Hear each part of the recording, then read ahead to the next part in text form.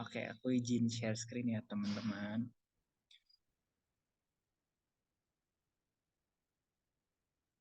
Oke, di teman-teman apakah layarnya udah kelihatan atau belum? Boleh ketik satu kalau udah pada kelihatan. Oke, udah ya. Oke, thank you teman-teman. Oke, jadi untuk hari ini kita bakal bahas dari bab 1 untuk kimia dasar. Jadi untuk bab dasar, bab pertama dari kimia dasar itu ada di bab unsur, molekul, dan juga tabel periodik. Jadi tenang aja teman-teman, kita bakal ulang semua materinya yang teman-teman udah dapat di SMA.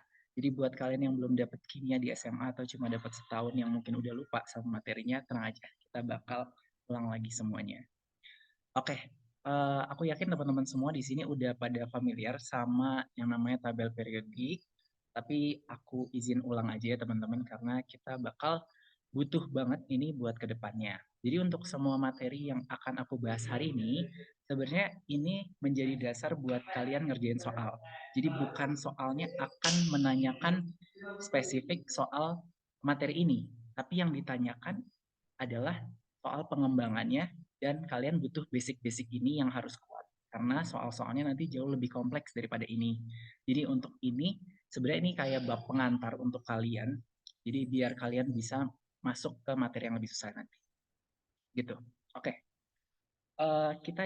Aku izin review sedikit untuk tabel periodik seperti yang teman-teman tahu.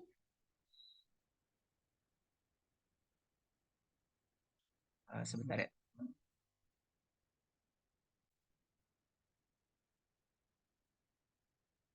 Oke. Aku izin sedikit review untuk tabel periodik sendiri.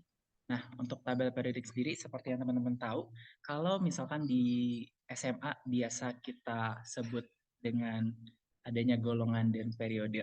Nah, istilah golongan dan periode itu juga tetap kepake. Jadi, yang kita namakan sebagai golongan, kita review dulu ya. Untuk yang namakan sebagai golongan adalah unsur yang memiliki elektron valensi sama. Ini yang disebut dengan golongan. Sedangkan untuk yang namanya periode, ini adalah unsur yang memiliki kulit sama, jumlah kulit yang sama. Nah, kalau teman-teman ingat, untuk golongan sendiri itu yang berbentuk sebagai kolom. Jadi untuk golongan ini yang dari atas ke bawah, sedangkan untuk periode dari samping ke kanan atau ke kiri. Jadi untuk periode itu yang ke samping, ini periode, sorry kebalik ya warnanya. Untuk yang periode itu yang ke samping, sedangkan untuk golongan itu yang ke bawah. Nah, ada 18 golongan yang ada di tabel periode. Kalau teman-teman dulu diajarin dengan konsep golongan utama dan golongan transisi, yang dimana golongan utama itu biasa kita sebut 1A, 2A, dan seterusnya sampai 8A. Nah, kalau di kuliah, ini teman-teman akan sedikit berbeda karena golongannya di sini tidak memakai 1A, 2A, dan A atau B. Jadi yang ada cuma angka. Jadi untuk golongan 3A sampai 8A itu bukan lagi pakai A, tapi jadi 13 sampai 18. Bisa teman-teman lihat di sini. Ini tadinya kan kalau di SMA golongannya 3A, 4A, 5A, 6A, 7A, dan 8A ya. Tapi sekarang di kuliah jadi golongannya golongan 13, 14, 15, 16, 17, 18 gitu. Jadi total ada 18 golongan. Dan seperti yang teman-teman tahu bahwa untuk yang logam ada di golongan 1 sampai dengan golongan 12, di mana yang di sebelah sini, yang sebelah bawah, yang ini semua nih, kita sebut sebagai golongan logam transisi. Kemudian ada juga logam di sebelah sini, sampai yang warna biru tua ini. Dan juga ada yang kita sebut sebagai metaloid, yaitu peralihan dari logam dan non-logam. Ini yang warnanya toska. dan terakhir ada non-logam. Jadi ada logam, logam transisi, metaloid, dan non-logam. Tapi pengecualiannya teman-teman seperti yang teman-teman udah tahu, kalau untuk hidrogen sendiri termasuknya tetap non-logam ya, walaupun dia di golongan 1. Gitu. Nah, kita akan review untuk cara membaca dari masing-masing simbol yang ada di tabel periodik ini.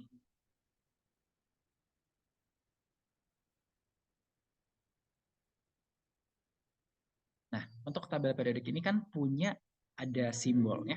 Misalkan kita ambil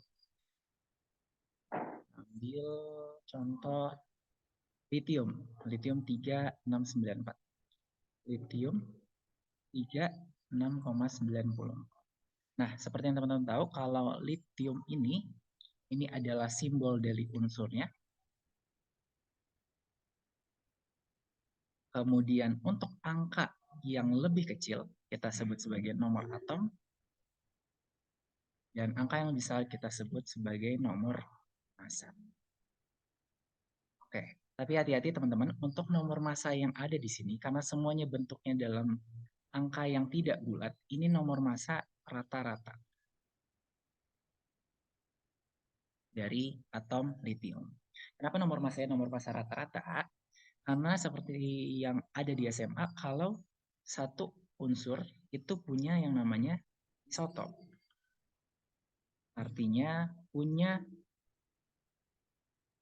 jenis yang memiliki proton sama,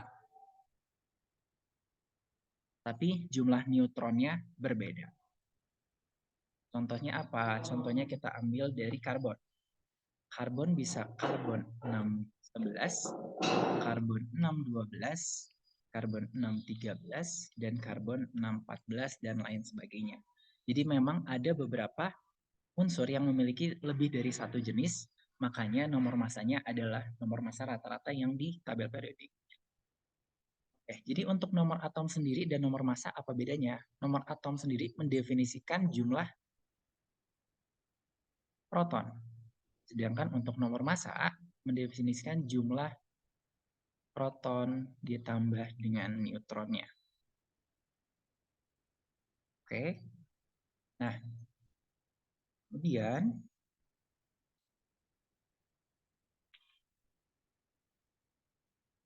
gimana sih cara mencari nomor massa rata-rata dari suatu unsur? Nah, nomor massa rata-rata dari suatu unsur kita dapatkan dengan rumus sebagai berikut. Untuk nomor massa rata-rata,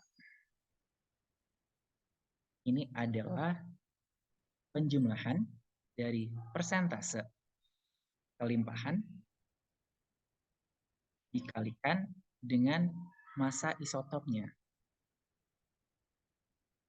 Oke, nanti untuk lebih jelas akan aku kasih contohnya di bawah untuk menentukan nomor massa rata-ratanya atau berapa persen dari kelimpahannya. Oh ya, sebelum aku lanjut lebih jauh, teman-teman jangan lupa kalau untuk masing-masing golongan ini ada nama khususnya yang bisa teman-teman hafalkan.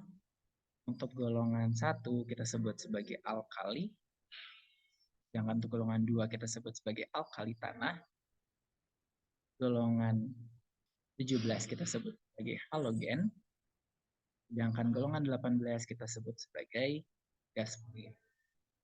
Jadi teman-teman boleh diingat-ingat biar teman-teman tahu karena masing-masing ini akan punya cirinya masing-masing.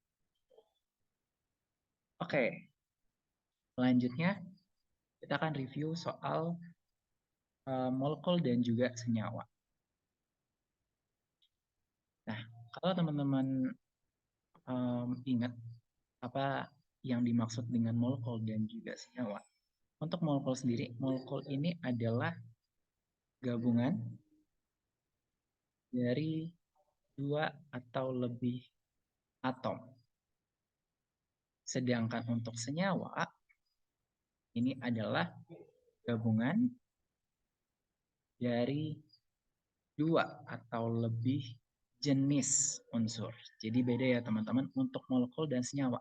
Kalau molekul bisa aja disusun dari satu jenis atau berbagai jenis unsur. Tapi kalau senyawa pasti wajib lebih dari dua unsur. lebih dari atau sama dengan 2 unsur. Gitu. Nah, makanya jadi untuk molekul ini kita bisa ambil contoh gas hidrogen, kemudian ada Cl2, kemudian kita bisa ambil H2O, NaOH.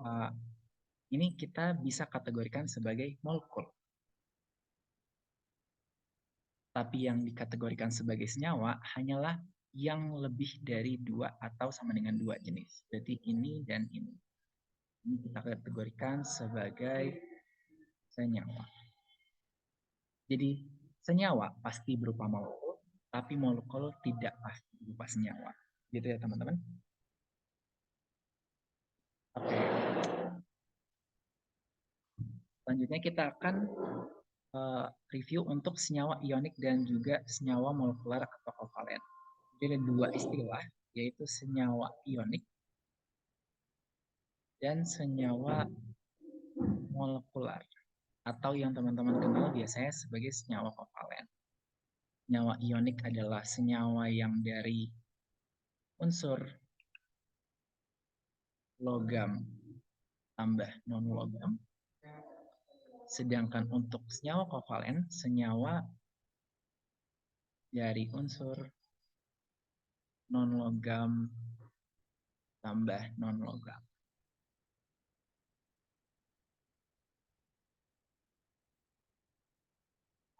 Oke, nah sekarang kita akan masuk ke cara penamaan dari senyawa ionik sendiri. Seperti yang teman-teman ingat, kalau di senyawa ionik, kita akan bagi menjadi dua. Itu ada yang namanya kation dan juga anion. Kation ini yang bermuatan positif, sedangkan anion yang bermuatan negatif. Nah, untuk kation ini biasanya, tidak, tetapi biasanya dari unsur logam. Sedangkan untuk anion, ini bervariatif ya, bisa non-logam, bisa campuran, nah, seperti ion poliatomik yang akan kita bahas setelah ini. Nah, untuk masing-masing golongan sendiri sebenarnya punya keumuman untuk membentuk kation atau anion tertentu. Misalkan di golongan 1 dan golongan 2, ini mayoritas akan membentuk yang sama. Jadi golongan 1 ini rata-rata akan membentuk kation bermuatan +1. Sedangkan untuk golongan 2, mayoritas akan membentuk kation dengan nilai +2. Sama juga seperti anion, anion di golongan 16 akan cenderung membentuk anion dengan nilai -2. Untuk golongan 17 akan cenderung membentuk anion dengan nilai -1. Nah, apa yang menjadi dasar dari pembentukan kation +1 dan -2, -1 dan sebagainya? Nah, teman-teman perlu ingat sendiri, untuk anion dan kation sendiri adalah hasil dari pelepasan atau penggabungan elektron masuk ke dalam si unsur tersebut karena ketidakstabilan. Lihatnya dari mana, Kak, dia stabil atau enggak? Kita lihat aja dari elektron valensinya. Misalkan di golongan 1. Di golongan 1 itu elektron valensinya 1 kan. Nah, untuk mencapai kestabilan dari suatu unsur, biasanya akan membentuk bilangan oktet. Bilangan 8 elektron valensi.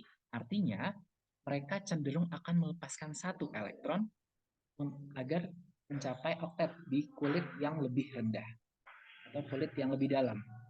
Sedangkan untuk golongan 16 dan 17, di mana itu mereka punya valensi 6 dan 7. Jadi lebih gampang mereka menerima elektron dibandingkan harus melepaskan 6 elektron. Gitu ya. Jadi kurang lebih teman-teman pahami untuk konsep kation dan anion kenapa bisa bermuatan +1, +2, atau -2 dan -1. Itu dasarnya dari situ. Karena mereka akan cenderung membentuk kestabilan bergantung pada elektron valensinya ada berapa. Gitu. Selanjutnya kita akan lihat juga untuk logam transisi. Nah, untuk logam transisi, teman-teman, ini punya ciri khusus. Untuk logam transisi akan punya lebih dari 1 bilangan oksidasi. Bilangan oksidasi itu yang nilai dari anion atau kation ya, teman-teman. Jadi dia akan punya lebih dari satu. Misalkan kita lihat di tabel yang di sebelah kiri ini. Titanium itu punya 3 bilangan oksidasi yang menyebabkan dia bisa jadi 3 jenis kation bergantung nanti reaksinya sama siapa. Jadi untuk Kak, ini cara nentuinnya gimana? Dia yang 2 plus, 3 plus, atau 4 plus. Itu nanti lihat dari siapa yang jadi pasangan dia pada saat direaksikan. Nah, untuk kromium ada 2 plus, ada 3 plus, mangan 2 plus, 3 plus, dan lainnya. Kak, ini harus dihafal atau enggak? Sebenarnya teman-teman enggak perlu menghafal untuk masing-masing ini ada berapa. Karena nanti teman-teman pasti akan dapat di soalnya, karena akan ada tata cara penamaan khusus untuk logam-logam transisi ini. Sedangkan untuk yang ion poliatomik yang di sebelah kanan ini, aku saranin buat teman-teman bisa hafal semuanya. Nggak mesti semua sih, tapi ini yang di sini ini adalah yang mayoritas dipakai gitu. Yang mayoritas akan dipakai teman-teman selama TPB. Aku ngasih tips sedikitnya buat teman-teman. Dari EduTips kita bakal lihat untuk ion perklorat. Yang ini nih, 4 ini nih. Kalau teman-teman lihat, ini kan sebenarnya semuanya mengandung Cl ya teman-teman. Tapi jumlah oksigen yang berbeda. Jadi untuk ion poliatomik yang mengandung klor, itu biasanya di mana kalau namanya ion perklorat itu yang kedudukannya paling tinggi. Jadi oksigennya itu yang paling tinggi, paling banyak. Itu oksigennya ada sebanyak 4. Sedangkan turunan dari perklorat adalah klorat. Artinya oksigennya udah kurang 1. Klorat, kemudian klorit, baru oksigennya 2, dan terakhir hipoklorit, yaitu yang paling sedikit. Jadi urutan yang dari paling besar itu adalah perklorat, baru klorat, baru klorit, baru hipoklorit. Nah, kenapa aku ngasih ini? Karena teman-teman bisa lihat di beberapa ion poliatomik yang lain yang mirip, seperti di nitrat dan nitrit. Jadi untuk nitrat dan nitrat itu yang A-an. Berarti dia punya jumlah oksigen yang lebih banyak dibandingkan si nitrit. Makanya ion nitrat itu punya oksigennya 3, sedangkan ion nitrit punya oksigennya 2. Atau kita bisa lihat dari ini nih teman-teman. Kromat dan juga dikromat. Kromat, dikromat itu kan berarti menunjukkan di, artinya ada 2 dan krom, dan juga sedangkan untuk kromat cuma 1. Oh ya, untuk teman-teman yang mungkin agak kesusahan untuk menghafal ion poliatomik sendiri, teman-teman bisa baca dari nama ionnya. Teman-teman, misalkan contoh untuk klorit dan klorat ataupun perklorat. Kalian baca di situ kan ada kata-kata klor, artinya pastinya mengandung Cl. Atau kalian bisa baca di kromat dan di kromat.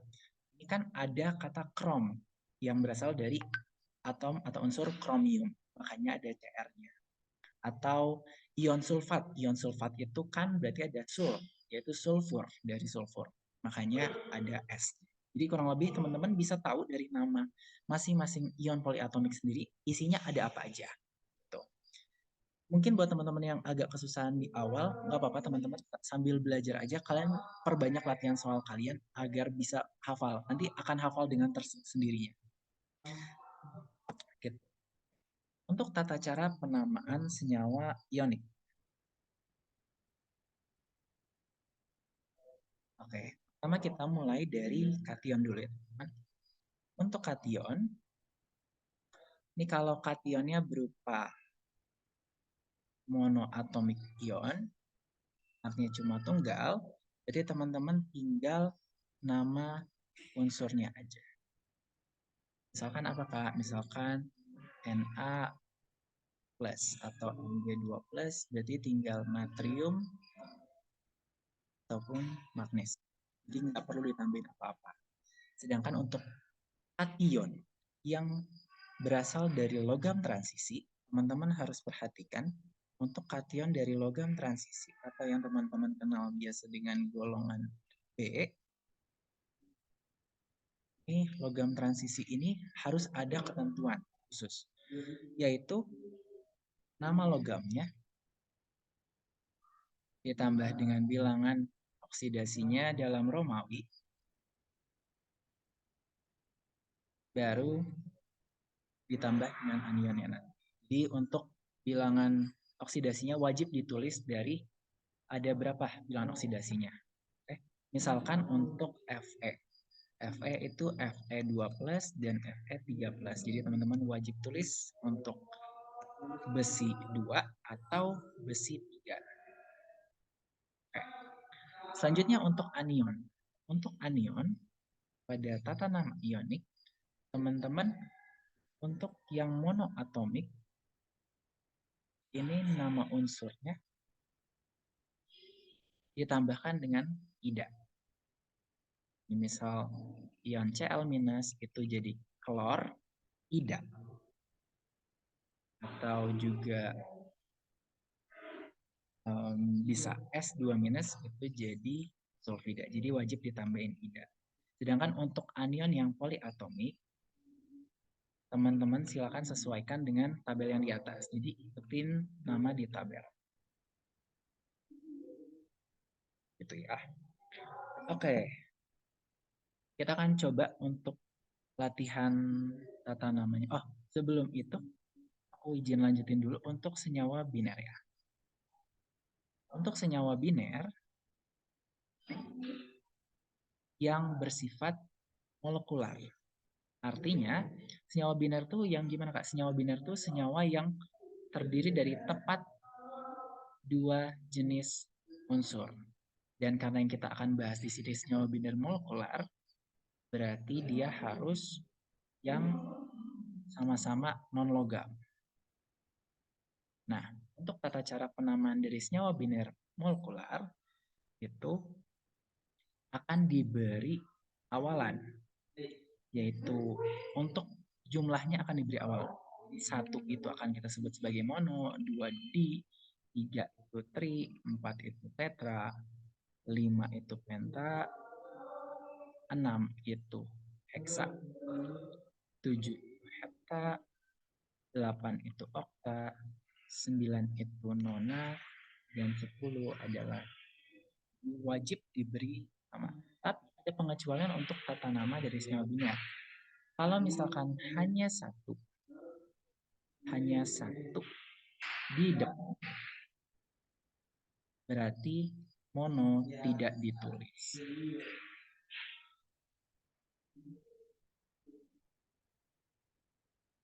Dan juga untuk hidrogen tidak diberi awalan. Jadi tidak diberi ungkapan mono dan lain-lain, berapapun jumlahnya. Jadi untuk yang hanya satu atau mono, kalau posisinya di depan, itu tidak usah ditulis mononya. Dan hidrogen tidak perlu ditulis awalannya, mau dia di depan maupun di belakang. Contohnya gimana? Contohnya misalkan kita ambil dari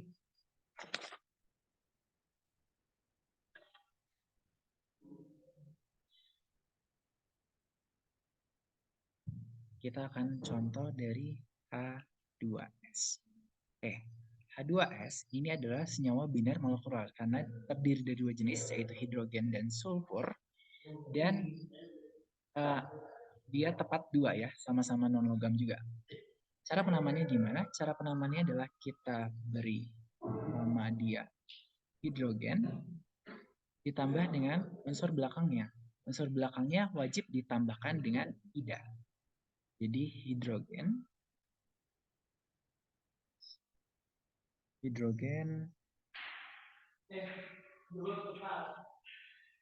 sulfida. Hidrogen monosulfida.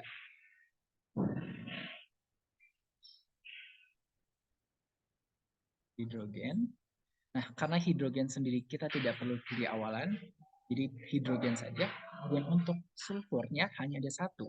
Berarti kita tulis sebagai mono, hidrogen mono, dan sulfurnya kita masukkan, tambahkan dengan ida. Jadi sulfida ya teman-teman. Hidrogen monosulfida.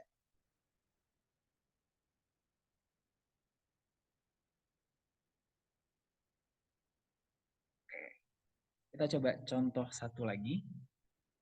Untuk SF6. SF6, ini berarti sulfurnya ada 1, tapi karena dia ditulis di depan, mononya tidak perlu ditulis, jadi langsung sulfur. Ditambah dengan 6 dari klor. Berarti 6 itu kita sebut sebagai heksa. Berarti kita tulis sulfur heksa klorida. Oke, begitu ya teman-teman. Oke, kita akan coba ke latihan tata nama yang ada di sebelah kiri ini. Oke, untuk yang A. Yang A adalah CrCl2. Hati-hati teman-teman, di sini kita lihat dulu. Dia senyawanya senyawa apa? Senyawa ionik kah? Atau senyawa kovalen atau molekular? Atau dia senyawa ionik yang berasal dari logam transisi? Untuk Cr, ini ada di golongan transisi yang ada di bawah tuh teman-teman. Jadi Cr di sini harus ditulis bilangan Romawinya. Tapi bilangan Romawinya berapa?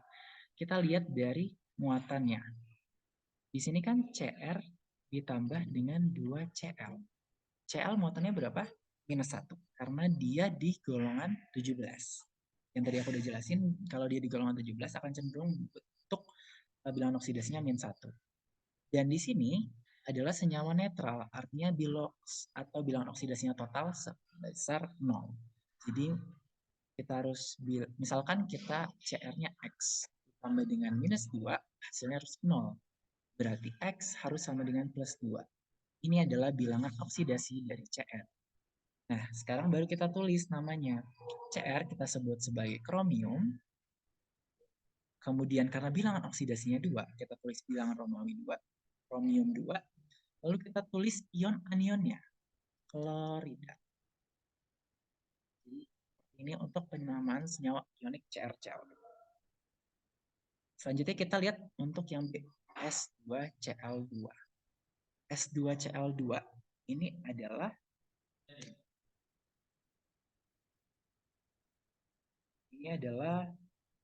senyawa molekular ya teman-teman, senyawa molekular biner, karena dia terdiri dari tepat 2 jenis unsur dan juga dia sama-sama non logam. Nah, sebentar. Dan dia sama-sama terdiri dari yang non logam ketemu non logam. Berarti tata namanya harus kita sesuaikan dengan senyawa biner molekular, yaitu kita beri awalan karena dia di sini ada 2, berarti kita beri di, kemudian ada sulfur, berarti di sulfur ditambahkan dengan Cl2, ada di klor, tambahkan dengan ida untuk yang jadi sulfur klorida. Untuk yang C, NH4 C2H3O2. Oke. Oke, aku mau jelasin dulu. Mungkin ini teman-teman akan familiar dengan SMA itu bahasanya bukan C2H3O2, tapi CH3COO-. Kalau teman-teman biasa sebut sebagai H, CH3COO, atau biasa CH3COH yang kita sebut sebagai asam asetat. Ini penulisan di kuliah itu bukan CH3COO lagi ya teman-teman, tapi C2H3O2. Ini penulisan yang benar. Nah, ini adalah tata nama dari senyawa ionik. Ini adalah senyawa kationnya, dan ini adalah senyawa anionnya. Kita lihat di atas ya. Untuk senyawa NH4 nama ionnya apa? NH4 adalah ion amonium. Sedangkan untuk C2H3O2 di sini ion asetat. Jadi untuk tata nama poliatomik langsung teman-teman cari aja di tabel untuk tata namanya. Jadi kita tulis sebagai amonium asetat. Selanjutnya kita lanjut ke SO3 yang D. SO3. Ini adalah senyawa biner molekular karena tepat 2 jenis dan juga sama-sama non logam. Artinya untuk yang pertama, ini ada sulfurnya. Sulfurnya ada 1 doang, karena di depan berarti kita tidak perlu tulis mononya. Jadi langsung sulfur tambah dengan 3 oksigen. Artinya 3 oksida. Diberi pikiran ya. Begitu. Nah, untuk yang lain teman-teman boleh coba sendiri nanti untuk latihan tata nama ini. Nah, sekarang kita akan balik kalau misalkan yang dikasih bukan rumus kimianya, tapi kita disuruh nentuin rumus kimianya. Oke, teman-teman udah familiar, tapi kita ulang aja nggak apa-apa. Untuk yang A, kromium 3 sulfat heksahidrat. Oh iya, aku belum ngejelasin untuk hidrat ya. Jadi, ada yang namanya senyawa hidrat. Di senyawa hidrat itu adalah senyawa yang berikatan dengan air atau H2O secara lemah. Senyawa yang berikatan dengan air atau H2O secara lemah. Contohnya apa, Kak? Contohnya, misalkan seperti ini. Kalsium sulfat 2H2O. Nah, teman-teman mungkin pernah lihat senyawa kayak gini. Jadi dia sebenarnya senyawa biasa, tapi ada ikatan air ya di sini. Cara tata namanya gimana? Untuk yang senyawa di depannya, kita berikan nama sesuai dengan nama senyawanya. Kalau dia senyawa ionik, berarti kita berikan aja nama senyawa ionik. Karena di sini berupa ion kalsium dan ion sulfat, ini adalah ion poliatomik sulfat, kita berikan nama kalsium sulfat. Nah, terus ada airnya gimana cara menuliskan? Cara menuliskannya adalah kita tambahkan dengan awalan untuk masing-masing jumlahnya. Seperti yang tadi, mono, di, tri, dan lain-lain. Karena di sini 2, kita harus beri awalan berarti di, dan kita beri tulisan hidrat. Jadi seperti ini untuk tata namanya. Itu ya untuk hidrat. Sekarang kita akan coba untuk latihan tata nama yang ini. Kromium 3 sulfat heksahidrat. Berarti kita ada unsur apa aja?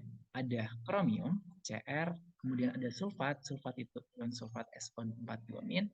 Kemudian ada heksahidrat, heksa berarti 6, dan hidrat. Kita susun dulu untuk kromium sulfatnya.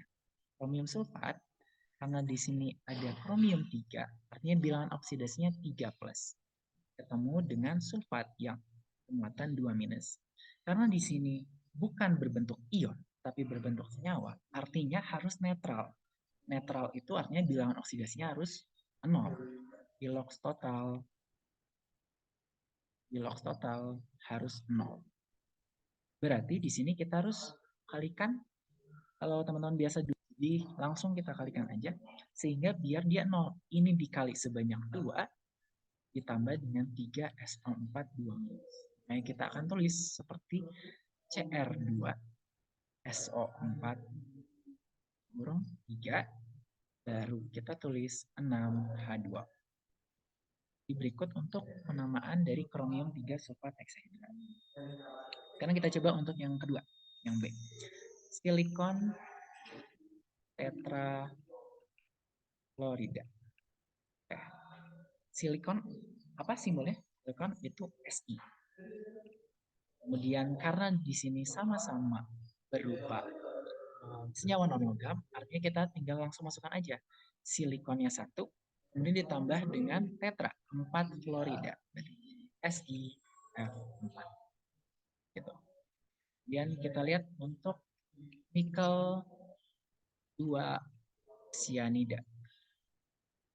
Berarti di sini ada nikel bermuatan 2+ dan juga cyanida. Cyanida itu Cn-, ada di ion poliatomik. Berarti karena di sini berbentuk senyawa, lagi-lagi biloxnya harus 0 totalnya. Berarti kita harus kalikan dengan koefisiennya. Ini kita kalikan 1, kita kalikan 2. K jadi N, Cn-nya ditutup kurung, kalikan. Gitu. Terakhir untuk yang D, kita coba besi 3 oksida. Maaf, nggak ada kurungannya ya.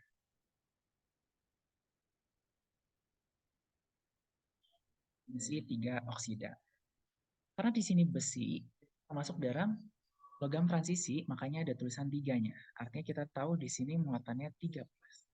Ditambah dengan oksigen yang muatannya 2-. Itu totalnya harus sama dengan 0. Berarti kita kalikan koefisiennya oksigen kita taruh di sini jadi 2F. 3+ ditambah 3O2- harus 0. Jadi jadi Fe2O.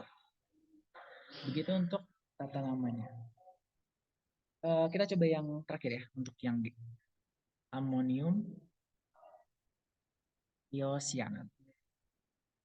Berarti amonium itu adalah NH4+, kemudian ditambah dengan thiocyanat. Thiocyanat itu adalah HCN-. Jadi kita, karena di sini berupa senyawa ionik dan sama-sama muatannya +1 dan -1, ini totalnya udah 0. Berarti langsung aja kita tulis NH4HC. Oke, mungkin sampai sini dulu. Teman-teman ada pertanyaan atau tidak? Aku sambil lihat chat. Apakah teman-teman ada pertanyaan? Oke, itu nggak kebalik nomor massa dan nomor atomnya yang di atas ini ya. Oke, jadi teman-teman, sebenarnya di tabel periodik sendiri akan ada yang berbeda kalau tabel periodiknya beda. Jadi bisa aja nomor atomnya di bawah atau nomor atomnya yang di atas. Jadi teman-teman sesuaikan aja. Yang pasti nomor atom akan lebih kecil dibanding nomor massa. Nomor massanya yang lebih besar. Gitu. Oke, teman-teman ada pertanyaan mungkin sampai sini sebelum aku lanjut materi selanjutnya?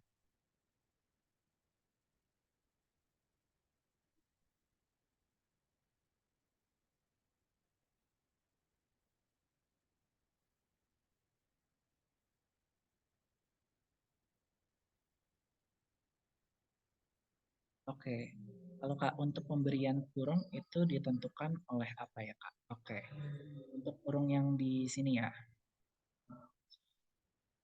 Oke, untuk kurung yang di sini teman-teman, ini pemberiannya karena yang dikalikan itu barengan. Jadi misalkan kita coba ini deh, magnesium hidroksida untuk yang F.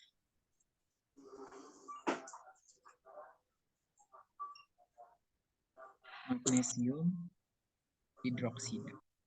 Nah, magnesium itu adalah golongan 2, berarti dia bermuatan 2+, ditambah dengan hidroksida. Hidroksida itu ion OH-.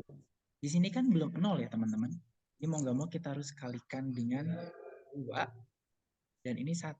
Nah, yang dikali 2 itu adalah seluruh OH-nya. Jadi bukan cuma oksigen yang dikali 2, tapi OH-nya. Karena minus ini menunjukkan muatan dari seluruh ion ya. Jadi OH minus itu yang minus bukan hanya ya teman-teman, tapi yang minus itu muatan total OH gitu. Makanya namanya ion poliatomik karena yang bermuatan ion itu bukan unsurnya, tapi total atomnya yang ada di poliatomik. Nah, makanya penulisannya yang dikalikan dengan 2 adalah OH-nya. MgOH dikali 2. Jelas atau enggak? Untuk Anis. Oke. Oke, selanjutnya mungkin ada pertanyaan lagi. Oke.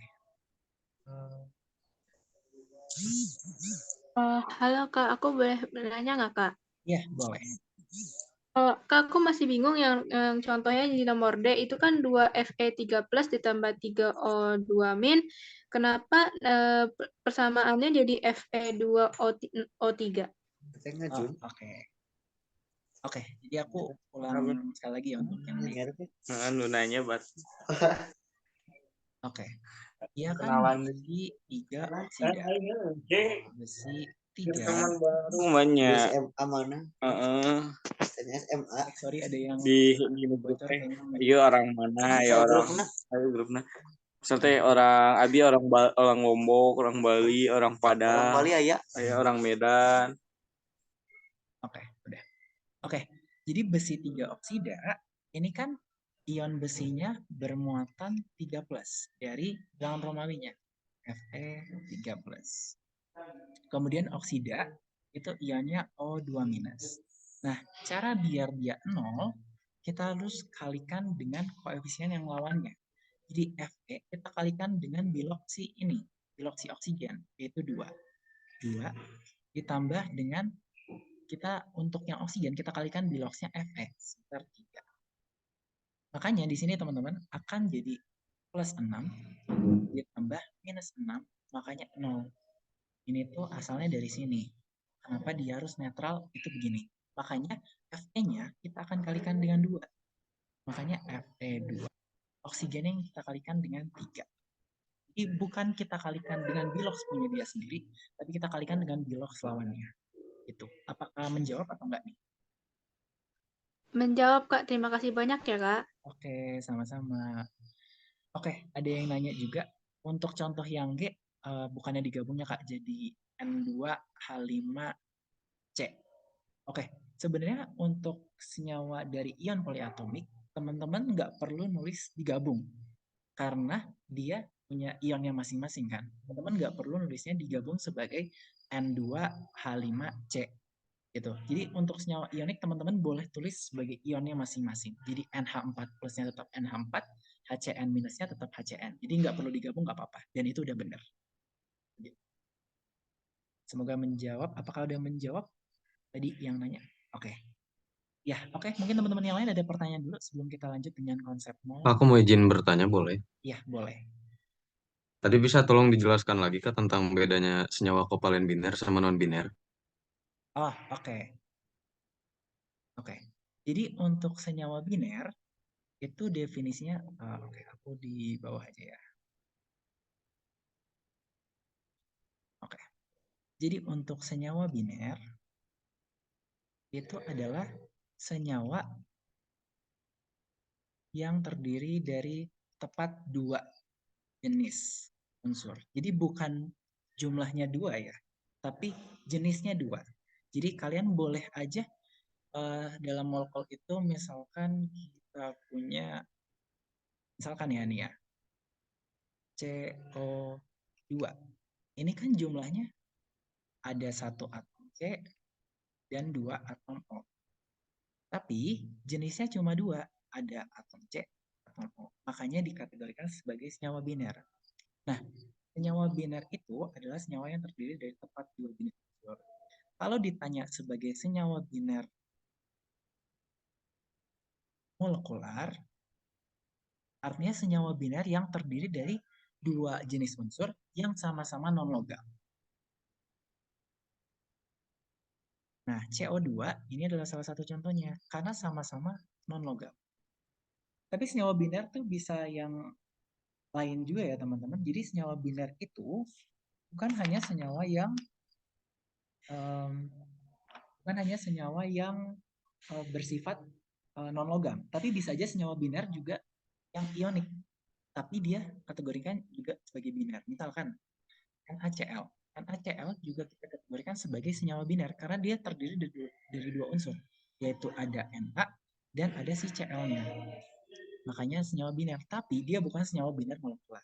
Jadi untuk yang ada molekularnya itu harus non-logam ketemu non-logam, tapi kalau senyawa biner itu apa aja, yang penting 2 jenis. Nah, di luar itu dikategorikan sebagai senyawa non-biner, artinya bisa lebih dari 2 atau di bawah. Menjawab nggak kira-kira? Menjawab Kak, terima kasih ya Kak. Oke, sama-sama.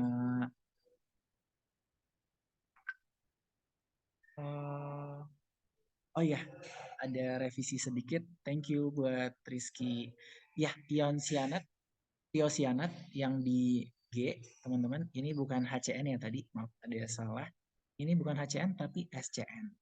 Jadi untuk ini jadinya NH4 SCN. Ya, begitu. Kalau teman-teman nemuin kesalahan lagi boleh di chat aja ya. Oke, thank you. Apakah ada yang masih bingung lagi teman-teman? Untuk tata nama?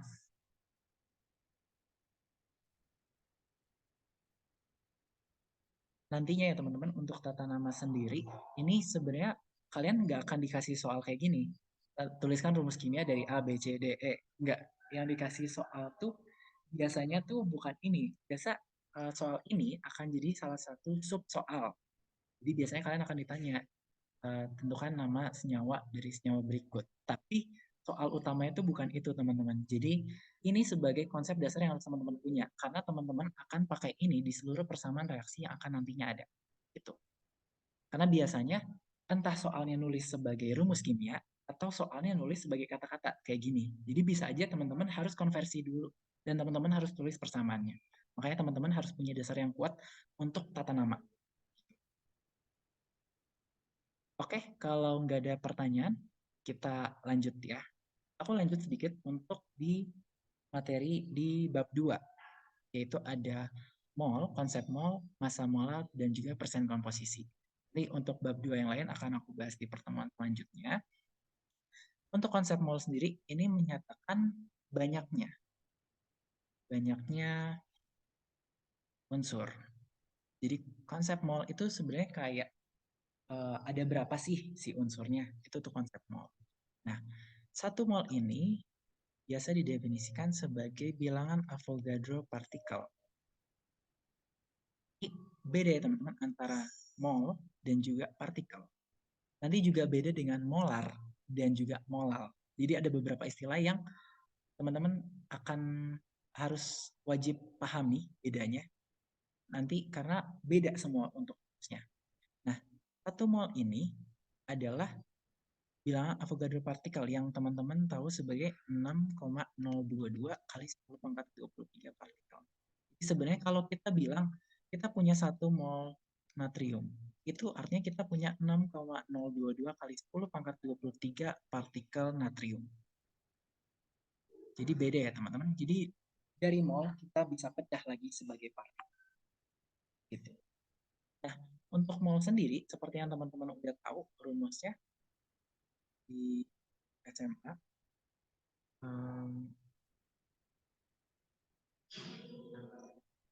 nanti aku pindahin ini.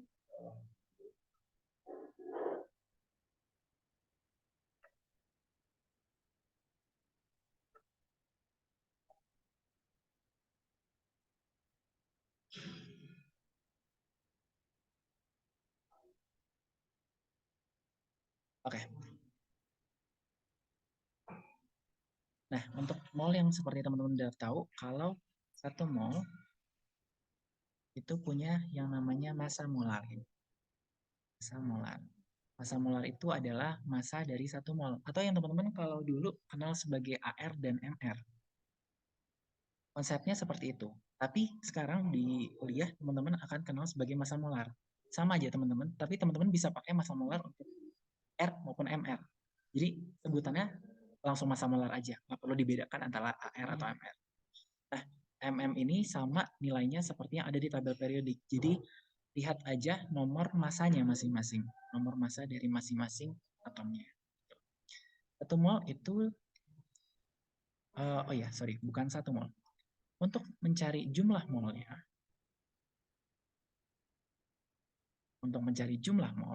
N mol, teman-teman tinggal massa dibagi dengan massa mol. Nah, sedangkan gimana kalau massa molarnya berupa senyawa? Sama aja teman-teman. Kayak di SMA, teman-teman tinggal jumlahkan massa molar masing-masing. Massa molar unsur penyusunnya. Misalkan, kita punya NaCl. Berarti teman-teman tinggal tambahkan. Massa molar NaCl itu adalah massa molar Na ditambah massa molar Cl.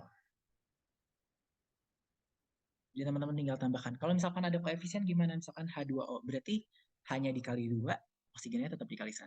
Gitu. Sama aja seperti yang di SMA. Kemudian ada istilah yang namanya persen komposisi.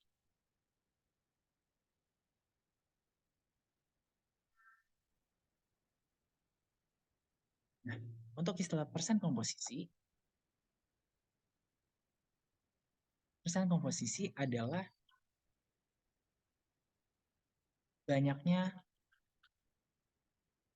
unsur tertentu dibagi sama banyak sampel. Ini biasanya dalam satuan gram. Misalkan gimana Kak? Misalkan tentukan persen komposisi dari 1 mol NaCl. Berarti tentukan persen komposisi dari Na-nya. Na-nya ada berapa persen? Berarti tinggal banyaknya Na dalam 1 mol. 1 mol ini adalah sebanyak massa molar dari Na. Karena dia berupa 1 mol NaCl, berarti tersusun dari 1 mol Na dan 1 mol Cl. Berarti kalau ditanya persen komposisi Na, tinggal kita tulis aja banyak unsur Na-nya berapa. Banyak unsur Na-nya 1 mol. 1 mol itu berapa gram? 1 mol itu sama dengan 1 massa molar. Massa molar dari Na adalah 23, sekian. 23 gram dibagi sama banyaknya sampel. Sampel di sini berarti NaCl. NaCl-nya nanti berarti tinggal jumlahkan dari Na ditambah dengan massa molar dari klorida, kita kalikan dengan 100%. Nanti dapat untuk persen komposisi. Gitu. Nah, nanti biasanya soal itu bukan nanyakan persen komposisi unsur aja di dalam senyawanya, tapi bisa aja soal tuh nanya berapa persen komposisi dari senyawa ini dalam larutan tertentu. Jadi persen komposisi itu nggak harus unsur dibagi sampel, tapi bisa aja yang ditanyakan dibagi sama total sampelnya. Gitu. Jadi itu untuk persen komposisi. Gitu. Sekarang kita akan coba untuk soal menghitung berapa persentase dari kelimpahan isotop. Kalau tadi kan aku udah jelasin di awal untuk isotop itu rumus massa rata-rata dari massa rata-rata unsur itu adalah sigma atau penjumlahan dari komposisi, persen komposisi, atau persen kelimpahan, dikali dengan massa isotopnya. Nah, sekarang kita coba untuk soal yang pertama dulu. Untuk soal yang pertama, kalau misalkan boron di alam punya 2 isotop, masing-masing bermassa 1,6627 kali 10 pangkat minus 23, dan satu lagi 1,82821 kali 10 pangkat minus 23. Itu kan kelimpahan kedua isotop tersebut. Nah, kita lihat dulu untuk massa molar dari isotop yang pertama. Isotop yang pertama itu kan massanya 1,6627 kali 10 pangkat minus 23. Sedangkan yang kedua adalah 1,82821 kali 10. Tapi teman-teman bisa lihat di sini masanya sangat kecil sekali. Artinya ini teman-teman bayangkan biasanya kalau di tabel periodik itu ditulis dalam satuan gram. Yang ada di tabel periodik semuanya dalam satuan gram. Sedangkan ini 10 pangkat minus 23. Ya 1 per 10 pangkat 23. Sangat kecil sekali. Artinya ini adalah massa molar dari satu partikelnya, bukan satu molnya. Ini masing-masing dari satu partikel. Nah, cara nyari kelimpahan isotopnya gimana? Karena di sini cuma ada 2 isotop di alam, berarti kita bisa misalkan yang pertama sebagai X%, dan yang kedua sebagai 100 minus X%. Terus, massa molar rata-ratanya adalah yang ada di tabel periodik. Kita cek ya. Untuk boron, massa molar dari boron. Boron, 10,81 gram per 1 mol.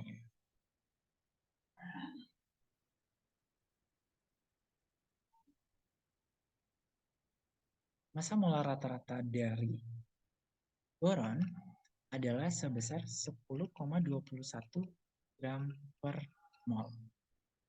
Nah, ini bisa kita konversi jadi dalam satuan partikel. Ataupun yang ini bisa kita konversi dulu ke bentuk mol. Kita konversi ke bentuk mol aja ya. Untuk yang satu, berarti kita kalikan dulu dengan bilangan Avogadro.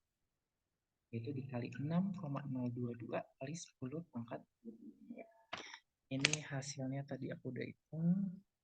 Hasilnya adalah sebesar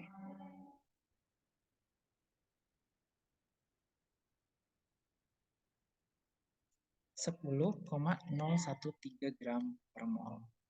Sedangkan untuk kedua, ini 1,82821 kali 10 pangkat minus 23 kali bilangan Avogadro 6,022 kali 10 pangkat 23. Hasilnya adalah 11,0088 gram. Sedangkan massa molar rata-ratanya adalah 10,21. Cara nyarinya adalah persentasenya. Persentase yang pertama X%, ini 100 minus X. Berarti X akan kita kalikan dengan 10,013 gram ditambah 100 minus X% kalikan dengan 11,022 0,088 gram, itu hasilnya sama dengan massa molar rata-rata dari boron yang ada di tabel periodik, yaitu 10,21 gram per mol. Oh, sorry, bukan 21, 81. 81. Berarti kita dapatkan 10,013 X persen ditambah dengan 11,0088 gram minus 11,0088 X persen sama dengan 10,81 gram. Ini per molnya bisa kita hilangkan aja nggak apa-apa karena semuanya kita hitung dalam 1 mol. Nanti kita akan balikkan di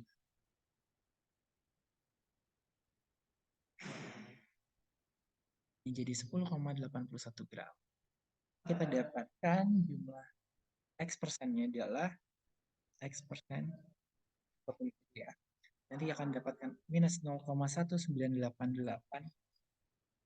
gram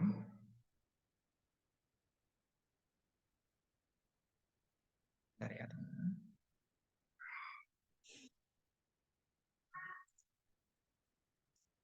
gram akan sama dengan minus 0,9958 X persen.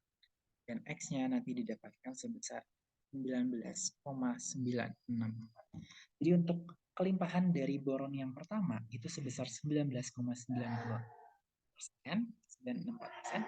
Sedangkan untuk yang kedua itu nanti kelimpahannya adalah sebesar 100 minus X, yaitu 100 dikurang 19,964, yaitu 80,036%. Begitu teman-teman untuk yang menentukan kelimpahan. Sama halnya seperti yang di nomor 2. Jadi teman-teman bisa coba untuk yang nomor 2. Tinggal kalian kalikan. Tapi sekarang yang dicari adalah massa rata-rata dari silikonnya. Jadi bukan bukan persentasenya, tapi yang dicari massa rata-ratanya. Berarti tinggal kita kalikan. Yang pertama 92,20 dan kalian kalikan 2,9763 ditambah dengan 4,7%, kalian kalikan dengan 28,9749 ditambah dengan 3,09%, kalikan 29,97. Kalian akan dapatkan hasil akhirnya sebagai massa rata-rata dari silikon. Gitu. Oke, sekarang kita akan coba lanjut ke soal selanjutnya. Soal yang ini akan berbeda tipenya. Sekarang kita diberikan massa molarnya. Massa molar dari masing-masing. Ada besi 55,686 gram per mol, fosfor 30,97 dan oksigen 16 gram per mol. Sekarang kita disuruh nentuin rumus kimia senyawa besi 2 fosfat. Yang pertama kita tentuin dulu senyawa besi 2 fosfat. Berarti dia kita lihat Fe bermuatan 2, berarti Fe12 dan fosfat itu adalah PO4 3-. Nah, karena di sini belum 0, kita kalikan dengan koefisien lawannya. Berarti ini kita kalikan dengan 3, ini kita kalikan dengan 2. Di Fe3 PO4-nya dikalikan dengan 2. Jadi yang dikalikan dengan 2 adalah si PO4 keseluruhan. Ya, rumusnya jadi adalah Fe3 PO4 2 kali. Ini untuk rumus kimia senyawa besi 2 fosfat. Yang tentukan massa molar dari besi 2 fosfat. Massa molarnya berarti tinggal kita hitung.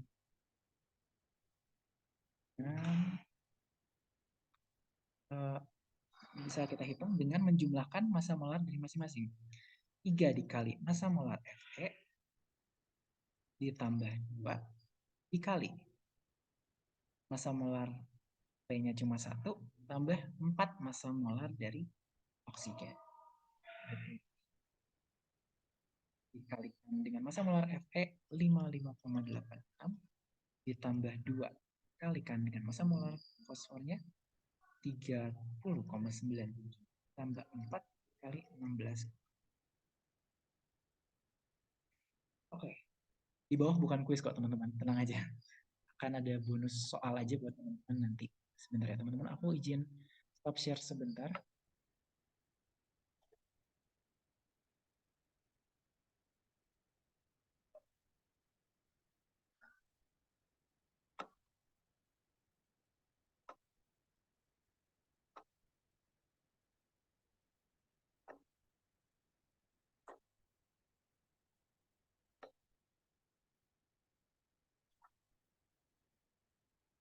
Aku izin share screen lagi.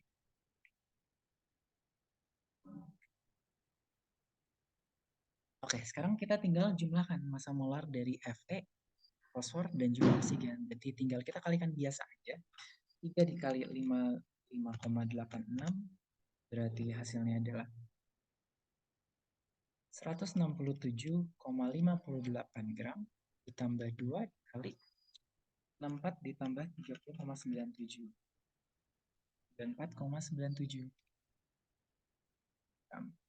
Jadi kita kalikan lagi dengan 2, 167,58 gram tambahkan dengan 94,97 itu 189,94 gram.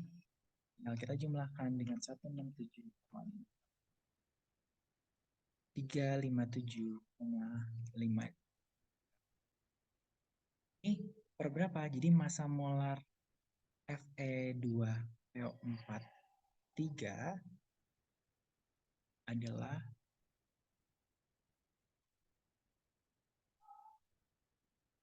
kembali.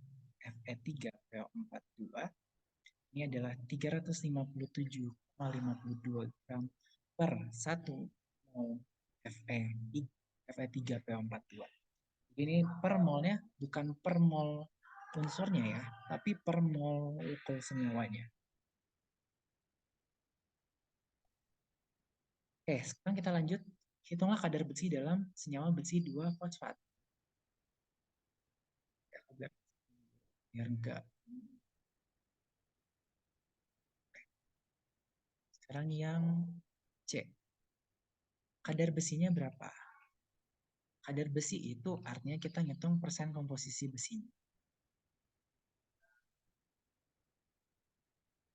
Berarti tinggal kita hitung massa total besinya. Karena di sini besinya ada 3, jadi kita kalikan 3 dikali massa molar besi dibagi sama massa molar totalnya. Jadi dikali 100%.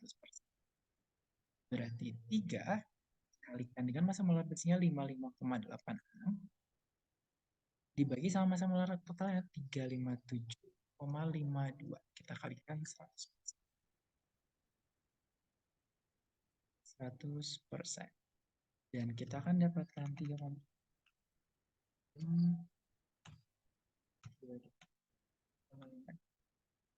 Oke, kita akan dapatkan sebesar 46,87 untuk kadar besinya.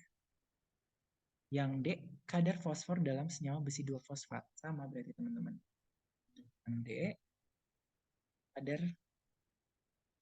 Yang D adalah kadar fosfornya.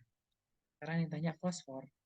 Karena di sini fosfornya sebanyak 1 dikalikan dengan 2. Karena di luarnya ada 2. Dari aku lihat ini dulu. Biar enggak. Teman-teman nanti. Fe3PO4. Di sini fosfornya ada berapa? Ada 1 dikalikan dengan 2 karena di dalam kurungan ya. Di kadar dari fosfor ada 2 dikali massa molar dari fosfor bagi sama massa molar totalnya. Dikalikan dengan 100%. Berarti 2 dikalikan dengan 30,97 bagi sama 357,52 kita kalikan 100%. Hasilnya adalah 2 kali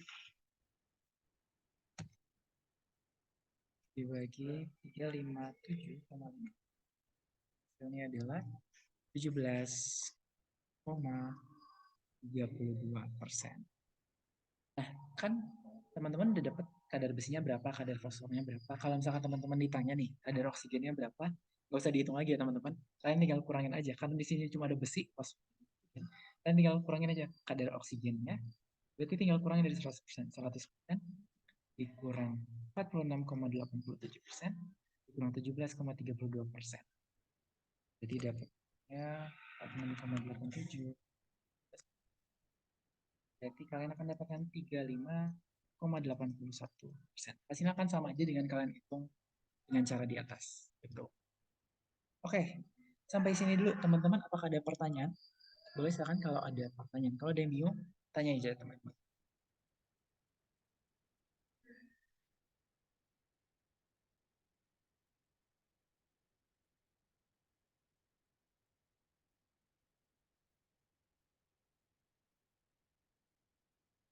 Aman semua aman? Kalau aman boleh ketik 1 dong.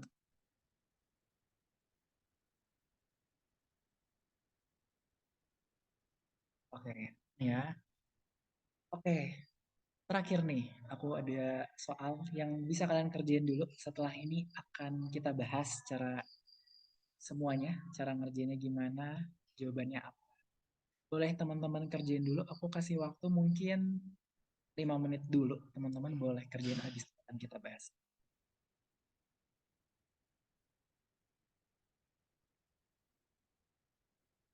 Oke, sambil nunggu, aku spill dikit untuk teman-teman nanti selama ujian, itu akan dikasih tabel periodiknya. Jadi teman-teman nggak perlu menghafalkan tabel periodiknya. Ada di mana lokasinya, di golongan berapa, periode berapa, itu nggak perlu dihafal. Karena teman-teman akan dikasih. Pada UTS dan UAS itu di soal paling depan, itu adalah tabel periodik isinya. Tapi isinya itu berupa singkatan ya teman-teman. Jadi untuk lithium ditulis Li, nitrogen ditulis N. Jadi teman-teman tetap harus hafal nama dari unsur-unsurnya dan simbolnya. Sebenarnya nggak semuanya perlu teman-teman hafal, karena yang mayoritas ada beberapa aja yang sering keluar teman-teman. Itu biasanya yang bawah-bawah itu akan jarang sekali keluar. Golongan transisi yang akan sering keluar seperti kromium, besi, dan juga tembaga itu sering keluar. Atau non-logam seperti karbon, nitrogen, oksigen, boron itu udah pasti keluar. Golongan 1 dan golongan 2 itu seperti Na, Mg, barium itu pasti keluar, rata-rata sering sekali keluar. Jadi teman-teman nggak perlu menghafal semuanya karena akan dikasih, tapi at least teman-teman pernah tahu namanya apa, karena pernah ada soal teman-teman disuruh nulis singkatannya dari nama. Kalau nggak salah waktu itu selentinium gitu. Nah itu kan agak jarang dipakai ya teman-teman. Jadi mungkin teman-teman bisa ingat-ingat aja untuk nama ini, oh simbolnya ini.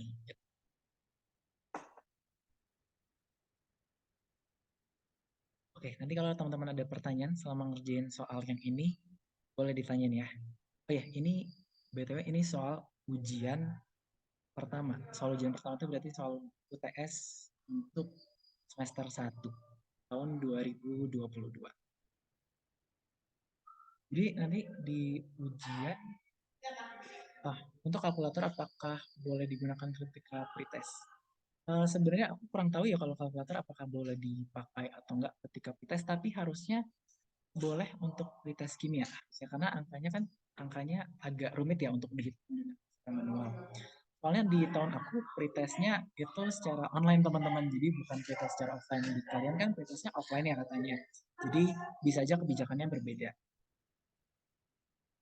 Gitu sih teman-teman. Untuk matematika dan fisika itu UTS dan UASnya teman-teman nggak boleh pakai kalkulator gitu. Jadi tetap harus ngitung manual. Jadi nanti akan diajarin trik-triknya sama tutor kita yang lain, ada Evan dan juga Devin, untuk trik-trik gimana sih biar ngitungnya lebih cepat walaupun angkanya ribet gitu. Oke, aku tunggu sampai 2017 ya untuk membahas soal nomor 18.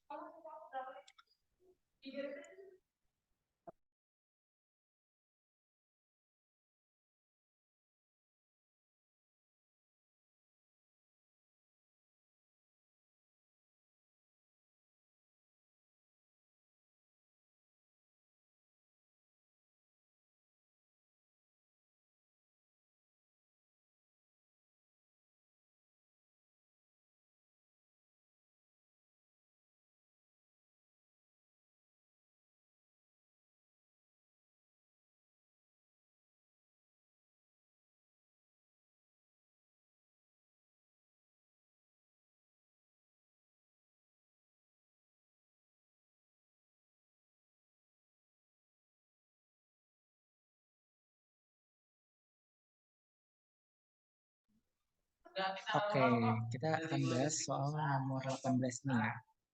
Yang A dulu. Tuliskan nama senyawa dari P4S3.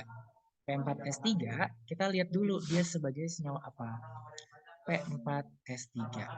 Karena di sini sama-sama terdiri dari non-logam, kemudian dari dua jenis unsur, berarti dia termasuk dalam biner molekul. Berarti penamaannya akan sesuai dengan penamaan biner molekular. Tata namanya adalah diawali dengan jumlahnya. Karena di sini fosfornya ada 4, berarti kita awali dengan tetra. Fosfornya kita tulis tetra fosfor. Dan ada 3 sulfur, berarti kita tulis tri. Dan sulfurnya kita tambahkan ida di belakang, jadi sulfida. Jadi namanya tetrafosfor trisulfida. Nah, berarti kita udah jawab pertanyaan A dan pertanyaan B. Pertanyaan B juga udah kita jawab, berarti senyawanya senyawa molekular karena terdiri dari 2 jenis unsur non-logam. Gitu. Oke, sekarang yang C. Fosfor dan sulfur dapat membentuk beberapa senyawa lain dengan jumlah atom P yang sama, tapi jumlah atom S yang berbeda. Jika diketahui perbandingan massa molar senyawa P4S3 dan P4SX adalah 1:0,96, tentukan nilai X pada senyawa P4SX. Jadi kita disuruh nentuin berapa sih X-nya. Nah, soal-soal di ITB itu akan kayak gitu ya teman-teman. Jadi soalnya tuh nggak straight to the point, teman-teman disuruh nyari apa. Tapi teman-teman akan diuji dulu. Ini gimana sih cara nyarinya, teman-teman akan diputar dulu. Jadi konsepnya harus benar-benar teman-teman pahami. Belum teman-teman bisa mengerjakan. Nah, sekarang kan kita dikasih perbandingan massa molar senyawa P4S3 dan massa molar senyawa P4SX. P4S3-nya 1 dibanding 0,696. Nah, teman-teman berarti perlu tahu dulu definisi massa molarnya. Massa molar itu kan berarti jumlah dari massa molar tiap unsur. Berarti untuk P4S3 berarti 4 dikali mmP ditambah 3 dikali mms. Ini untuk P4S3. Sedangkan untuk yang bawah, 4 dikali mmP ditambah X dikali dengan mm-nya S. Ini untuk P4SX. Baru kita bisa hitung. Nah, untuk massa molar dari P4S3 berarti untuk massa molar P4S3 berarti 4 dikali massa molar P, 4 dikali massa molar P ditambah dengan 3 dikali massa molar S. Kita masukkan massa molar P-nya adalah 30,974 ditambah dengan 3 dikali massa molar S-nya. Massa molar S-nya adalah sebesar 32,06. Berarti hasilnya adalah sebesar 220,076 gram per mol P4S3. Nah, sekarang kita akan cari berarti massa molar P4SX-nya berapa. Karena kita nggak tahu massa molar P4SX-nya berapa. Massa molar dari P4SX-nya, tadi kan kita punya perbandingan ya. Untuk massa molar P4S3 dibanding massa molar P4SX adalah 1:0,96. Berarti kita dapatkan massa molar P4SX-nya adalah 0,696 kali massa molar dari P4S3. 0,696 kita kalikan dengan 220,076 gram. Kita dapatkan hasilnya sebesar 153,172 gram per mol.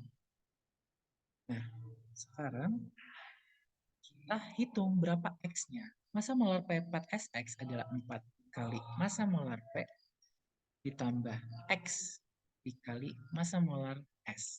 Sama dengan 153,172. Berarti tinggal kita cari nilai X-nya dikalikan dengan 32,06 sama dengan 153,172. Kita pindah ruaskan yang P-nya kurang 4 dikali massa molar P. Massa molar P-nya 30,974. Berarti X dikali 32,6 sama dengan 29,276 dan X-nya adalah sebesar 29,276 dibagi 2,06 sebesar 0,91. Dan kita bisa bulatkan menjadi 1. Kenapa kita bulatkan di sini? Karena jumlah X tidak mungkin berbentuk pecahan. Karena kita diminta nentuin P4SX. Kalau X-nya pecahan, itu nggak mungkin. Jadi harus kita bulatkan ke bilangan terdekat. Artinya kurang lebih di sini senyawanya akan berupa P4S. Gitu. Jadi tinggal kita bulatkan aja kalau teman-teman dapat nilainya 0, sekian. Untuk soal yang D, terdapat 3 isotop sulfur yang stabil, yaitu 32. Yang 32 itu sekian. Untuk yang 33 itu sekian, dan 34 sekian. Jika massa molar rata-rata S-nya adalah 32,066 gram per mol, dan kelimpahan isotopnya adalah 95% untuk yang 32, hitung persen kelimpahan isotop 33 dan 34. Nah, berarti di sini teman-teman, tadi kan kita punya data kalau soal yang D ya. Kita punya data kalau yang 32S itu masanya 31,92 SMA. SMA ini sebenarnya adalah satuan massa atom, jadi kurang lebih akan teman-teman sering jumpai. Kemudian 33 SMA itu 32,972 SMA. Dan untuk yang 34 itu sebesar 34,969 SMA. Kalian disuruh tentuin berapa persentase ini dan juga berapa persentase ini. Yang ini dikasih sebesar 95%. Nah, kan kita punya 2 yang nggak kita ketahui ya. Berarti kita tinggal misalkan ini sebagai X. Lalu ini kita misalkan berarti sebagai 100 minus 95 minus X persen. Jadi 5 minus X persen.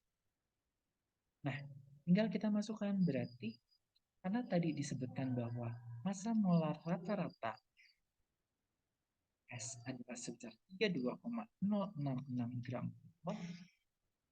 Berarti tinggal kita hitung massa molar ini akan sama dengan persentase masing-masing dikalikan dengan masanya 31,972 SMA ditambah X persen dikali 32,972 SMA ditambah dengan 5 minus X persen dikali 34,969 SMA.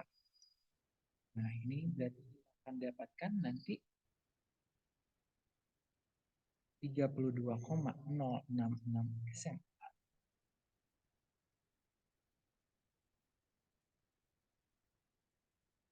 Itu akan sama dengan 30,37 SMA ditambah minus ditambah 1,74845 SMA dikurang 1,947 X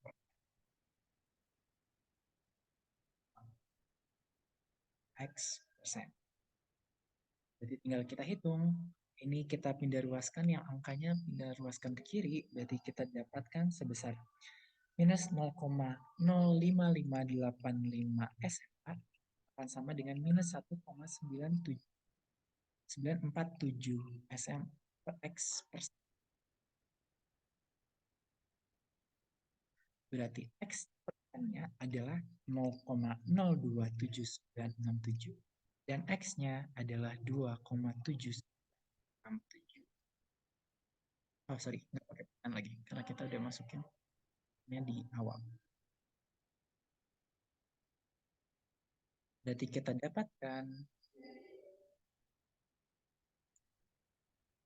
untuk yang 33S itu sebesar 2,797%. Nggak pakai persen ya tadi. Sedangkan untuk yang 34 itu kita dapatkan sebesar 5 dikurang 2,7967%.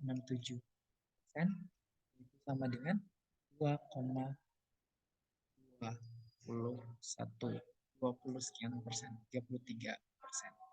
Ini untuk limpahan dari masing-masing. Dan soal yang terakhir, untuk yang nih, mungkin mau tanya aja buat teman-teman, boleh dijawab di chat. Untuk yang jawabannya berapa? Tentukan jumlah neutron dan elektron dalam ion 34S bermuatan 2 minus. Boleh dijawab di chat nih. Elektronnya 36. Oke.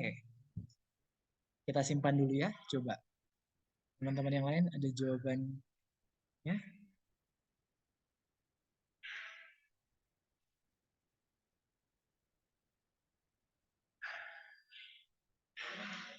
delapan belas Kak. Oke. 18. Oke. Oke, mayoritas menjawab 18, tapi ada yang beda-beda juga. Gak apa-apa. Kita coba. Tentukan jumlah neutron dan elektron dalam ion 34S bermuatan 2 minus. Jadi, ionnya adalah 34S bermuatan 2 minus.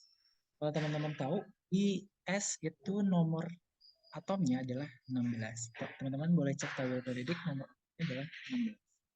Berarti, jumlah protonnya adalah jumlah nomor masanya, yaitu 16. Nah, nomor masanya adalah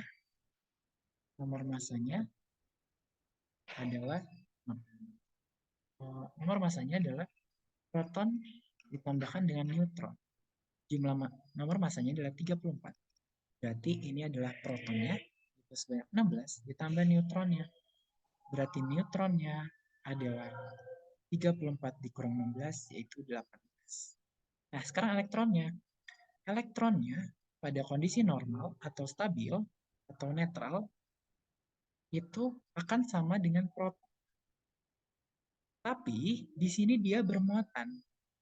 Jadi ini untuk kondisi S. Tapi kalau S-nya 2 minus, teman-teman bisa lihat kalau dia bermuatan.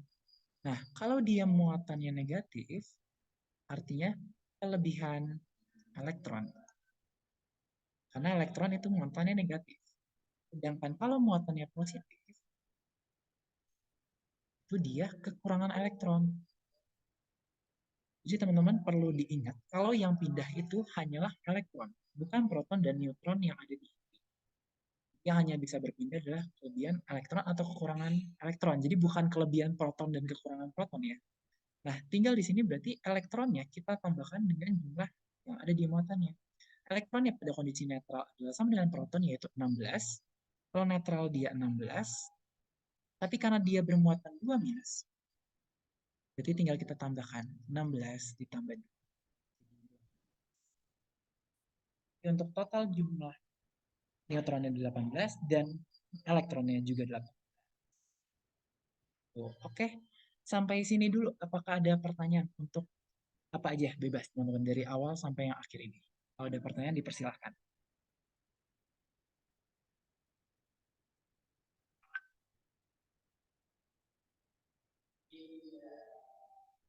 Untuk recordannya nanti akan ada aku share buat teman-teman semua dan file kotretannya juga akan aku share buat teman-teman.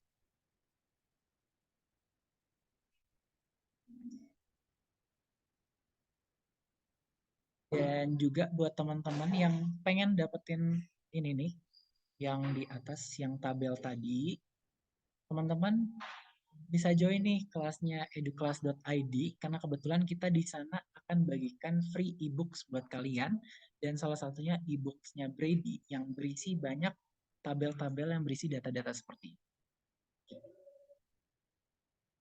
Oke, boleh. Ada yang nanya, Kak, bedanya kimia 1A dan 1B itu apa?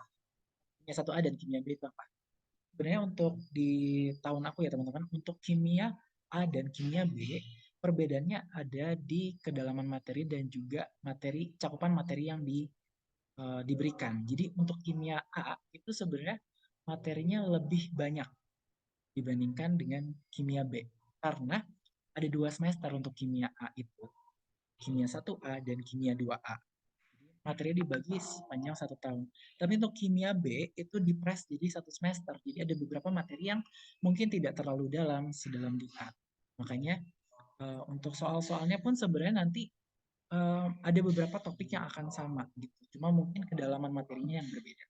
Gitu sih. Untuk kimia 1A dan B itu bedanya. Dari teman-teman yang lain, apakah ada pertanyaan lagi nih? Seputar apa aja boleh. TPB atau seputar keedukasi.id masih buka pendaftaran nggak? Masih ya teman-teman, kalau teman-teman mau daftar edukasi.id masih buka. Oke, ada yang nanya dapat soalnya dari mana Kak? Jadi ini soal-soal, ini beberapa soal ada yang aku ambil dari soal-soal kuis dan juga ujian. Jadi beberapa soal ini beneran asli ya teman-teman, beneran soal ujian yang soal tadi nih. Ini soal ujian asli ini teman-teman. Yang biasanya teman-teman nggak akan dapat kertasnya, tapi kita biasanya nginget-nginget ya teman-teman. Jadi teman-teman bisa cek aja nanti. Kalau teman-teman join educlass.id juga teman-teman bakal dapat latihan-latihan soal yang berisi kumpulan-kumpulan soal gitu. Kak, kalau soal pretest itu soal SMA. Jadi untuk pretest itu soalnya materinya cakupan SMA, teman-teman. Jadi untuk kimia juga cakupan kimia SMA, cuma menurut aku sih lumayan advance ya untuk kimianya di pretest itu. Jadi lumayan banyak seperti persamaan reaksi itu ada. Kemudian juga untuk tata nama itu lumayan kompleks teman-teman. Jadi untuk tata namanya lumayan yang rumit-rumit beberapa. Kemudian ada seperti senyawa hidrokarbon itu juga ada kalau nggak salah. Gitu. Jadi lumayan besar cakupan materinya gitu. Tapi sejauh teman-teman bisa menguasai kimianya SMA, teman-teman harusnya aman mengerjakan pretest gitu. Tapi teman-teman boleh juga nanti kita ada kelas persiapan pretest juga mungkin buat teman-teman yang udah daftar di educlass.id. Kak join educlass.id biar dapat ebook lewat mana ya? Oke teman-teman, untuk ebook nanti akan kita bagikan tertentu ya teman-teman, tapi spesial buat teman-teman yang udah daftar di educlass.id kita udah bagikan ebooknya secara bertahap. Jadi untuk teman-teman yang belum daftar mungkin boleh daftar dulu nih ke educlass.id. Nah, teman-teman mungkin yang belum daftar sementara akan dapat kelas-kelas free kayak gini gitu. Oke, nah, ada yang nanya lagi untuk pretest apakah ada nilai minimalnya dari setiap subtest? Sebenarnya aku kurang yakin ya teman-teman untuk ada minimal batasnya berapa. Kalau di tahun aku sendiri memang ada ketentuan minimalnya tidak disebutkan minimalnya berapa. Tapi yang di bawah ketentuan dari kampus itu akan mengikuti Student Center for Learning, semacam kelas tambahan. Tapi kalau di tahun kalian, aku kurang tahu apakah akan sama sistemnya seperti itu atau enggak. Karena aku dengar-dengar kayaknya akan ada pengulangan ya kalau yang nggak lulus. Jadi mungkin bisa menyesuaikan tahun ini. Nilai minimalnya juga nggak di-spill teman-teman. Jadi kita nggak tahu sih sebenarnya untuk nilai minimalnya berapa. Oh ya, untuk recordan Zoom ini akan kita upload di YouTube, jadi teman-teman tungguin aja ya recordan Zoom-nya. Oke. Oke, mungkin sekian aja teman-teman untuk sesi hari ini teman-teman. Terima kasih banyak yang udah join. Mungkin pertanyaan terakhir ya. Biasanya dipergunakan boleh kalkulator atau enggak, untuk kimia biasanya boleh, teman-teman. Oke, mungkin terima kasih banyak teman-teman untuk yang udah join kelas tutorial gratis malam ini. Jangan pada leave dulu, boleh kita mungkin foto bareng teman-teman. Boleh, teman-teman boleh open kameranya dulu. Kita foto bareng. Kayak tips dari aku mungkin sebenarnya selama kalian bisa ada waktu kosong sebelum kuliah, nikmatin aja dulu liburannya, pakai liburannya sebaik-baik sebelum chaos di TPB. Oke, mungkin untuk dokumentasi akan dibantu Kak Atrisa. Boleh Kak Atrisa? Terima kasih Hansan. Ya. Oke teman-teman semua yang bisa on cam ya. Kita dokumentasi dulu. Ayo boleh on cam teman-teman semuanya. Aku tunggu sampai 8.37 ya. Jadi kan dengan platform ini ada konsekuensi sendiri, apakah Ya teman-teman, untuk kelas-kelas gratis seperti ini akan kita adakan beberapa kali lagi, jadi stay tune aja buat teman-teman semua. Buat teman-temannya yang mau diajakin juga boleh join aja kelasnya, mumpung masih free ya teman-teman. Oke, mungkin kita mulai dokumentasinya ya teman-teman semua. Benar kata Hansen, ntar ada lagi pasti. Tapi sekarang kita dokumentasi dulu. Yuk, 1, 2, 3, semua senyum.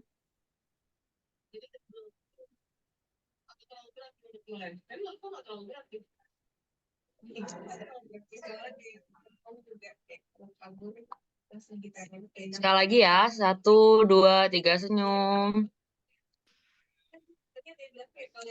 Yuk, next slide. Ini ada 3 slide, ini slide kedua. 1, 2, 3. Oke, slide terakhir. 1, 2, 3. Oke, terima kasih. Mungkin Kak Hansen ada penutupan? Oke, terima kasih Kak Trisa buat membantu dokumentasi. Terima kasih banyak teman-teman semua yang udah join kelas malam ini. Selamat bermalam minggu kembali. Semoga yang jomblo tidak kesepian malam ini. Terima kasih dan jangan lupa buat ikutin kelas kita minggu depan lagi. Terima kasih dan selamat malam teman-teman semua. Terima kasih, Kak. Terima kasih, Kak. Terima kasih, Kak. Terima kasih, Kak. Sama-sama.